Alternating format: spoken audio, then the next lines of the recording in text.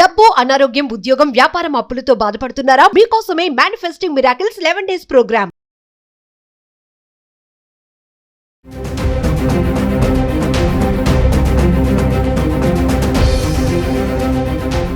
నమస్తే, welcome back to Suman TV. ప్రస్తుతం మనతో పాటు ఉన్నారు consumers affairs committee chairman Mandadi Krishna Reddy గారు. నమస్తే సార్. నమస్తే అమ్మా. సార్, డొనాల్డ్ ట్రంప్ విషయానికి వస్తే అంటే ఇప్పటి వరకు ఒక ఎత్తు, ఇప్పుడు ఏంటంటే అమెరికాలో సెటిల్ అవ్వడానికి పెళ్లిని ఒక వేగా చూసుకునే వాళ్ళందరికీ కూడా ట్రంప్ చెక్ పెట్టేశాడు అనుకోవాలి. ఇల్లీగల్ ఇమిగ్రెంట్సే కానీ, పార్ట్ టైం జాబ్స్ చేయొద్దు అన్నాడు, బర్త్ రేట్ సిటిజన్షిప్ కానీ చాలా తీసుకొచ్చాడు ఎగ్జిక్యూటివ్ ఆర్డర్స్. ఇప్పుడు మళ్ళీ స్టూడెంట్స్ కూడా అటాక్ చేశారు. మళ్ళీ ఇప్పుడు వచ్చేసి ఏంటంటే పెళ్లి అంటే అమెరికా సంబంధాలు వస్తున్నాయి కదా, అమెరికా సంబంధం చేద్దాం అనుకునే, అమెరికా అబ్బాయిని చేసుకోవాలనుకునే వాళ్ళందరికీ కూడా ఇలా పెళ్లి మార్గాన వచ్చి సెటిల్ అయిపోతున్నారు అనుకునే వాళ్ళకి కూడా చెక్ పెట్టేశారు ట్రంప్. ఒకసారి దాని గురించి మాట్లాడుకుంటే సార్. అమెరికా అబ్బాయిలే కాదు, అమెరికా అమ్మాయిలు కూడా తీసుకోవాలనుకునే వాళ్ళు. ఎందుకంటే ఏ రకమైన పద్ధతిలో అమ్మాయిని చేసుకున్నా అబ్బాయిని చేసుకున్నా అక్కడ డిపెండెంట్ వీసా కింద పోవచ్చు అనే టాస్క్లో ఉండేవాళ్ళు చాలా మంది ఉంటారు. గతంలో ఏంటంటే ట్రంప్ లేకముందు, ట్రంప్ రాకముందు, లేదా ట్రంప్ మొదటిసారి వచ్చినప్పుడు కూడా ఇంత స్ట్రిక్ట్ ఎప్పుడు చేయలేదు. రెండోసారి వచ్చినప్పటి నుంచి చాలా డ్రాస్టిక్గా వెళ్ళిపోతున్నాడు, విపరీతంగా చేస్తున్నాడు. పిచ్చి ముదిరిందేమో అనిపించేట్లు పరిస్థితులు కూడా జరుగుతూ ఉన్నాయి.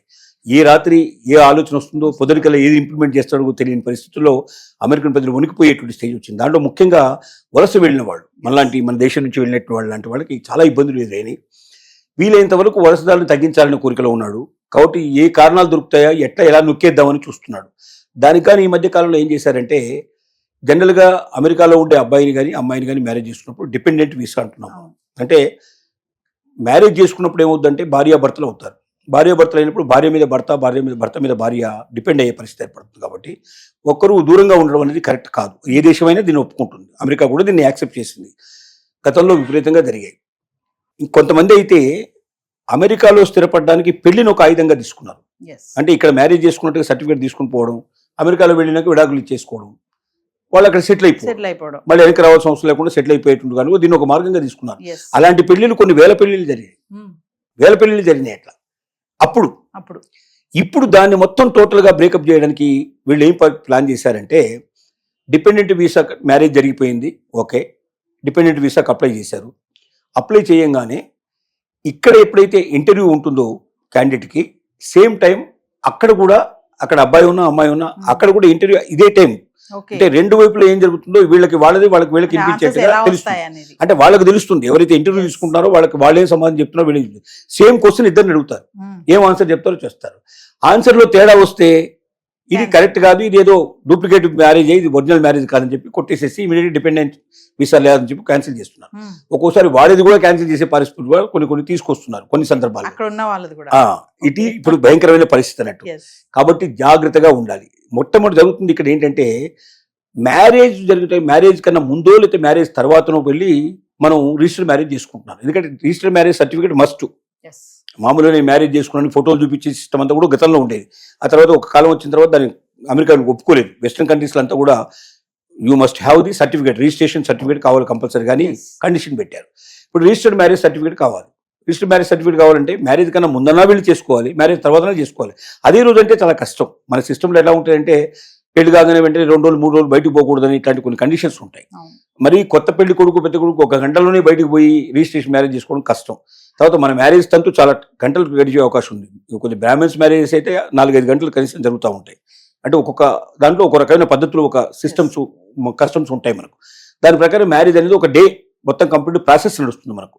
ఈ ప్రాసెస్ అంతా లోపల ఆ రోజు వెళ్ళి వాళ్ళు చేసుకోవడం కష్టం. కాబట్టి 2 days 3 days 4 days పైన ఒక 1 week తర్వాతనో, కొంతమంది 1 month తర్వాతనో మరి మ్యారేజ్ సర్టిఫికేట్ తీసుకొస్తారు. అంటే అక్కడ కూడా అప్లై చేసుకోవాలి. దాని డేట్ రాగానే వీళ్ళని సాక్షులు తీసుకెళ్ళాలి, సంతకాలు పెట్టాలి, దండలు మార్చుకుంటారు, సర్టిఫికేట్ తీసుకొని వచ్చేస్తారు.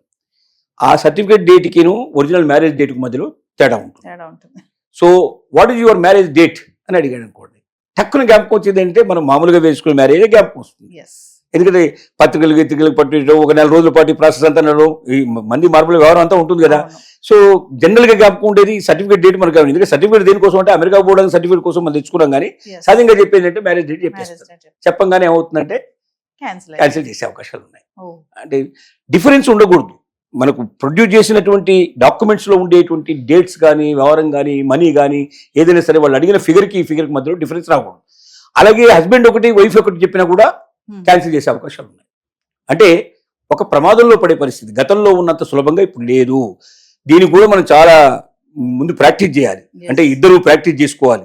ఏం అడుగుతారు, మనం డాక్యుమెంట్స్ ఏం పెడుతున్నాం, ఆ డాక్యుమెంట్లో ఫిగర్స్ ఏంటని 1కి 100 సార్లు అనుకోవాలి. మ్యారేజ్ డేట్ ఇది కాదు, రిజిస్ట్రేషన్ సర్టిఫికేట్ డేటే మ్యారేజ్ డేటు, కాబట్టి సర్టిఫికేట్ డేటే జ్ఞాపకం పెట్టుకోవాలి.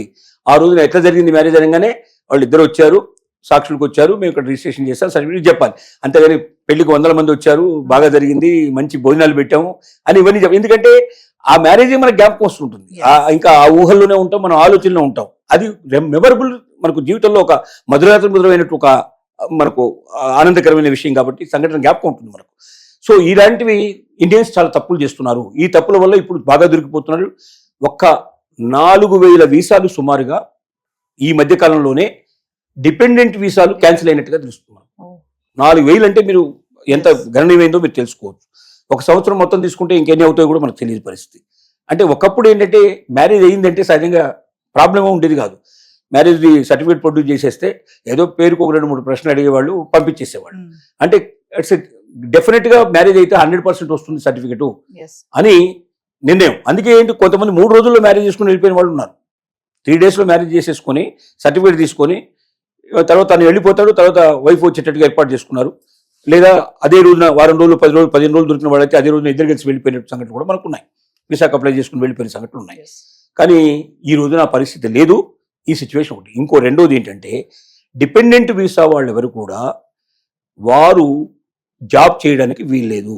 That is the condition. Dependent అంటే నా మీద ఆధారపడి ఇంట్లో ఉండి తను నా కోసం ఎదురు చూస్తూ ఒకరికొకరు ప్రేమగా జీవితం గడపడానికి భారీగా నా జీవితంలో ప్రవేశించింది కాబట్టి తను అక్కడ ఉండి నేను ఇక్కడ ఉంటాను న్యాయం కాదు కాబట్టి ఆమె నేను తెచ్చుకున్నాను, నా ఇంట్లో పెట్టుకున్నానని చెప్పుకోవడానికి బాగుంటుంది. కానీ డిపెండెంట్ వీసా వాళ్ళు ఇప్పుడు ఉద్యోగాలు చేయకూడదని కండిషన్ పెట్టి, గతంలో ఇంత రిస్ట్రిక్షన్ లేదు.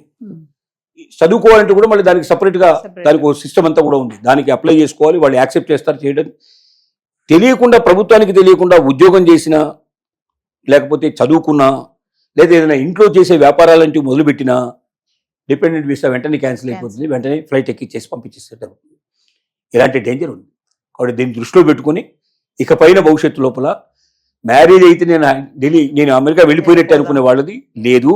కాబట్టి పెళ్లికి కూడా చాలా జాగ్రత్త పడాల్సి వస్తుంది. సపోజ్ వాడు తప్పు చెప్పారనుకోండి, మళ్ళీ నెక్స్ట్ వీసాకి 6 నెలలు, సంవత్సరం టైం తీసుకుంటుంది. అప్పటిదాకా మళ్ళీ అప్లై చేసుకునే అవకాశం లేదు. అంటే సంవత్సరం కాదు దూరంగా ఉండాల్సిన పరిస్థితి ఏర్పడుతుంది. పెళ్ళై కొత్త దంపతులు దూరంగా ఉండటం అనేది అభిలషణీయం కాదు. ఎందుకంటే ఆ కొత్త రోజులు, ఆ కొత్త రోజుల్లో ఉండేటువంటి ఆనందం, సంతోషం తర్వాత ఉండదు. వాస్తవం చెప్పాలంటే అవే ఎప్పటికీ జ్ఞాపకం ఉండేవి. ఎప్పటికీ అసలు నిజంగా వివాహ బంధాన్ని నడిపించే రోజులు కూడా ఆ బిగినింగ్ డేసే. ఆ బిగినింగ్ డేస్లో ఒకరికొకరు తెలియని వాళ్ళు, వీరు ఒక ప్రపంచం నుంచి వాళ్ళు ఒక ప్రపంచం నుంచి వస్తారు. 2 ప్రపంచాలు కలుసుకొని ఒక ప్రపంచంగా మారిపోయి ఆ ఉండే దశ చాలా అనుభూతులతో కూడుకున్న దశ అది. కాబట్టి కొత్త రోజులు, కొత్త మోజులు అనేవి తర్వాత రావు. అవి జీవితంలో కురబడితే జీవితం అంతా ఒక రకంగా చప్పగా ఉండే అవకాశం ఉంటుంది. కాబట్టి మీరు ఖచ్చితంగా 100% అమెరికా వెళ్తారన్న నమ్మకంతో మాత్రం ఇవాళ మ్యారేజ్ చేసుకునే పరిస్థితి లేదు. అలా వెళ్ళాలి అంటే ఒక సుదీర్ఘమైనటువంటి ఎక్స్పీరియన్స్ కావాలి. ఇద్దరు కలిసి అనేక సార్లు మీరు ట్రయల్ వేసుకోవాలి, అనేక సార్లు ప్రాక్టీస్ చేయాలి. ఇవన్నీ చేసి గట్టిగా జ్ఞాపకం పెట్టుకుని తేడా లేకుండా చెప్పగలిగి అంత బాగా మీరు పర్ఫెక్ట్గా మీరు ప్రదర్శన చేయగలిగితేనే మీరు వెళ్ళగలుగుతారు. అక్కడికి వెళ్ళిన తర్వాత కూడా డిపెండెంట్ వీసా ఏవైతే రూల్స్ ఉన్నాయో రూల్స్ అన్ని అతిక్రమించకుండా పర్ఫెక్ట్గా ఉంటే మీకు జీవితం గడుస్తుంది.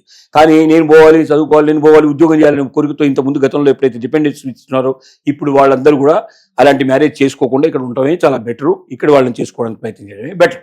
అంటే సార్ ఇప్పుడు ఇంత కఠినమైన నిర్ణయాలు తీసుకోవడానికి వలసదారులని ఆపడమేనా, అందుకోసమే అంటారా ఎక్కువ మంది అమెరికాకి రాకూడదు? ముందు ఏం చేయాలనుకుంటున్నాడంటే దీన్ని కరెక్షన్ అంటారు. కరెక్షన్ అంటే ఇంతకుముందు విచ్చలవిడిగా ఇతరులని అమెరికాలో ప్రవేశపెట్టారు. వలసవాదులు విపరీతంగా వచ్చారు. వలసవాదుల ప్రభావం అక్కడ ఉన్నటువంటి లోకల్ వాళ్ళ మీద కూడా పడింది. అసలు వీళ్ళు లేకపోతే అమెరికన్స్ బతకలేని పరిస్థితి వాళ్ళు ఏర్పడిన సిచ్యువేషన్. ప్రతి ఉద్యోగంలో, ప్రతి వ్యాపారంలో ఎక్కడ చూసినా సరే బయట నుంచి వచ్చినట్టు వాళ్ళే ఎక్కువగా ఉన్నారు. ఇప్పుడు అక్కడ లోకల్గా ఉన్న అమెరికన్స్ వాళ్ళు మేమే సెకండ్ సిటిజన్ అనే ఫీలింగ్ అయ్యేటువంటి ఫీలింగ్స్ వచ్చాయి. మేమే ద్వితీయ పౌరులమేమో, మేమే అసలు ఈ బయట నుంచి వచ్చిన వాళ్ళే నిజం ఒరిజినల్ వాళ్ళేమో అనే పరిస్థితికి వచ్చింది అక్కడ. మన వాళ్ళైతే, తెలుగు వాళ్ళైతే అసోసియేషన్స్ ఒక్కొక్క ఊరికి 10 అసోసియేషన్స్ పెట్టేశారు. ఆట అని, తానా అని, ఈయనని, అదని రకరకాల పేర్లతో పెట్టేశారు. ఎందుకంటే మన వాళ్ళు ఒకరు వెళ్తే ఒక ఇంట్లో మూడు అసోసియేషన్స్ వచ్చే పరిస్థితి ఏర్పడింది. సో వీళ్ళంతా దేవాలయాలు కట్టేయడం, ఇక్కడ నుంచి వెళ్ళిన వాళ్ళు. అంటే ఏమైంది, వేరే దేశాల సంస్కృతి అమెరికాలో ఎక్కువగా ప్రజలు పరిస్థితి ఏర్పడింది. ఎక్కువగా వాళ్ళు అక్కడి పెళ్లిలు, ఆచారాలు, వ్యవహారాలు అన్ని అక్కడ ప్రదర్శించడం మొదలుపెట్టారు. చేస్తున్నారు బాగా. సో అమెరికన్స్ అస్తిత్వం కోల్పోయే పరిస్థితి ఏర్పడింది. Yes. Americans Americans this is our country అని చెప్పుకునే పరిస్థితి తగ్గిపోయింది. కాబట్టి ఏమైందంటే తమ అస్తిత్వాన్ని కాపాడాలంటే ముందు బయట వాళ్ళందరినీ వీలైనంత వరకు తగ్గించేయాలి, బాగా స్ట్రిక్ట్ రూల్స్ పెట్టాలి. సరైన పర్సన్స్ అంటే మా మీద ఆధారపడి అమెరికాకు వచ్చి అమెరికా మీద బతకాలని కొరకు కాకుండా అమెరికాను బతికించాలి, అమెరికాకు పేరు తీసుకురావాలి, అమెరికాకు సంపద తీసుకురావాలి, అమెరికాను ప్రజ్వలింపజేయాలి, అమెరికాను నెంబర్ 1 కంట్రీగా ఉండేటట్టు చేయాలని భావన కలిగిన వ్యక్తులు కావాలి అనేది ట్రంప్ యొక్క ఆలోచన. అందుకోసం చెత్తా చెదారిని మొత్తం క్లీన్ చేసి పారేసే ప్రయత్నం చేస్తున్నాడు. మన వాళ్ళంతా ఏంటంటే అక్కడ పోయి ఏదో ఉద్యోగం చేసుకుని బతకాలి, ఏదో రకంగా ఎక్కడికన్నా అక్కడ మెరుగ్గా ఉంటుంది. అక్కడ పెట్రోల్ బంకులో పనిచేసినా అమెరికా పోయి వచ్చాడంటే వాడికి పెద్ద ఒక అమ్మాయిని కనీసం 10 లక్షలు 10 కోట్లు 5 కోట్లు ఇచ్చి చేస్తారనేట్టు కోరికతోటి వెళ్తున్న వాళ్ళే తప్ప నిజమైన సత్తా ఉండేవాళ్ళు వెళ్ళేవాళ్ళు తక్కువ మంది పర్సెంట్. ఆ సత్తా ఉండే వాళ్ళని ఉంచుతాను, మిగతా వాళ్ళని పంపుతాను అంటున్నాడు ఇప్పుడు ట్రంప్ చేసే పని అది. Thank you.